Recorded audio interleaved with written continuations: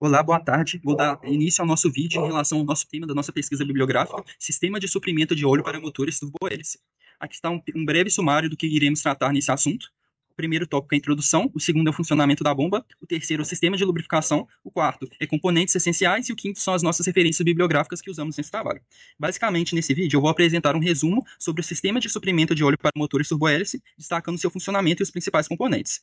Esse sistema é essencial para reduzir o atrito entre as partes móveis do motor, dissipar calor, evitando superaquecimento, garantir a confiabilidade e aumentar a vida útil do motor, e a gente pode visualizar esse sistema conforme a figura 1 aqui, que mostra um esquema da instalação da bomba de óleo principal do motor. Essa bomba é o primeiro componente do sistema e tem um papel fundamental na circulação de óleo sob pressão. Ela é formada pelos seguintes componentes: bomba de descarga positiva, filtro de óleo, válvula de retenção, válvula de desvio e válvula de alívio, que eu vou estar detalhando mais à frente. Agora falando sobre o componente principal, que é a bomba de óleo, que é o coração do sistema de lubrificação. Nos motores turbohélice, o tipo mais comum é a bomba de engrenagens, conforme a gente pode visualizar aqui. Elas funcionam da seguinte forma: o óleo entra pela entrada da bomba e é succionado ao reservatório devido ao vácuo gerado quando os dentes se desengrenam. As engrenagens impulsionam o fluido para a saída, aumentando a pressão. O óleo é transportado nos espaços entre os dentes das engrenagens e a parede da câmara, e a vedação quase perfeita entre os dentes impede o retorno do fluido, conforme a gente pode visualizar nesse esquema da figura 2. Esse tipo de bomba fornece uma pressão constante sem pulsações, o que é essencial para a lubrificação eficiente do motor. Além disso, temos a bomba com câmara dupla, conforme mostrado na figura 3. Esse modelo é ainda mais eficiente, pois possui duas funções. A primeira câmara pressuriza o óleo e envia para os solamentos, e a segunda câmara remove o óleo usado dos solamentos e o devolve para o reservatório.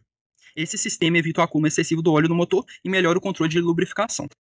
Agora falando sobre o sistema de lubrificação. Ele é dividido em dois tipos: o de cárter molhado, onde o óleo fica armazenado dentro do próprio motor, e o de cárter seco, onde o óleo é armazenado em um tanque externo, garantindo melhor controle de temperatura. A maioria dos motores aeronáuticos utiliza o sistema de cárter seco, pois ele permite um melhor resfriamento do motor. Conforme a gente pode visualizar na figura 4, aqui temos um tanque de óleo com refrigeração de ar, que faz parte do sistema de cárter seco. Esse tanque armazena o óleo e permite que ele esteja na temperatura ideal antes de voltar ao motor. Outro ponto importante é a pressão do óleo na linha, que é determinado pela rotação do motor. A pressão precisa ser alta o suficiente para lubrificar todas as partes, mas não tão alta ao ponto de romper retentores e causar vazamentos. Agora falando sobre os acessórios essenciais do sistema, primeiro temos o indicador de temperatura de óleo. Esse sensor ele fica posicionado antes da entrada do óleo na seção quente do motor. Ele mede a temperatura do fluido e pode acionar uma válvula termostática, que controla a vazão do óleo no radiador. Isso mantém o óleo dentro da faixa ideal de temperatura. O manômetro de pressão ele tem como função medir a pressão do óleo dentro do sistema. Ele é fundamental para detectar falhas como vazamentos, falha na bomba, ruptura da linha de condução do óleo, e ele geralmente utiliza o tubo de Bourdon, que compara a pressão interna com a pressão atmosférica da cabine. Agora, falando em relação aos filtros de óleo, temos dois tipos: o filtro de tela, que tem uma grande área de filtragem e pode ser limpo manualmente, conforme a figura 5, e o filtro tipo Cuno, que possui discos espaçados e lâminas raspadoras para remover impurezas, conforme a figura 6. O filtro de tela é considerado um filtro de última chance, pois retém partículas que poderiam causar danos se chegassem ao motor. Agora, em relação às válvulas, temos as válvulas de alívio de pressão e de desvio. A válvula de alívio de pressão, ela limita a um valor predeterminado a pressão no circuito. Um parafuso pressiona a mola à medida que ele é ajustado. A pressão do óleo deve ser tal que possa ser adequada às altas rotações e potências. Por outro lado, não deve ser excessiva ao ponto de danificar os retentores.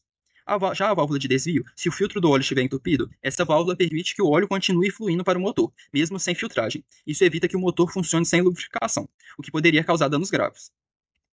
Agora falando sobre o sistema de radiadores e trocadores de calor, primeiro temos os radiadores de óleo, que é um componente fundamental para manter a temperatura do óleo dentro de limites seguros. Como o óleo circula pelo motor e absorve o calor dos componentes internos, ele precisa ser resfriado antes de retornar ao sistema. Nos motores turbohélice, o uso do radiador depende do tipo de sistema de lubrificação. No sistema de cárter molhado, o motor recebe refrigeração direta pelo fluxo de ar, dispensando a necessidade de um radiador de óleo. Já no sistema de cárter seco, onde o óleo é armazenado em um tanque externo, um radiador de óleo é essencial para evitar o superaquecimento. O radiador funciona como um trocador de calor, onde o óleo quente passa por tubos metálicos com aletas para aumentar a dissipação do calor. O fluxo de ar externo resfria o óleo à medida que ele passa pelos tubos, reduzindo sua temperatura antes de retornar ao motor.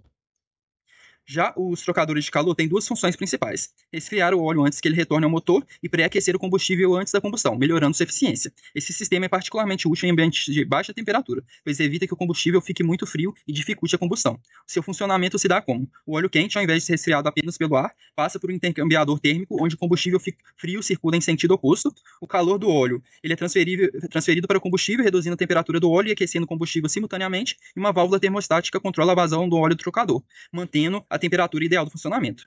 Essa foi, de forma resumida, a nossa apresentação do sistema de suprimento de óleo para motores turbohélice. Essas são as nossas referências e esperamos que tenham gostado.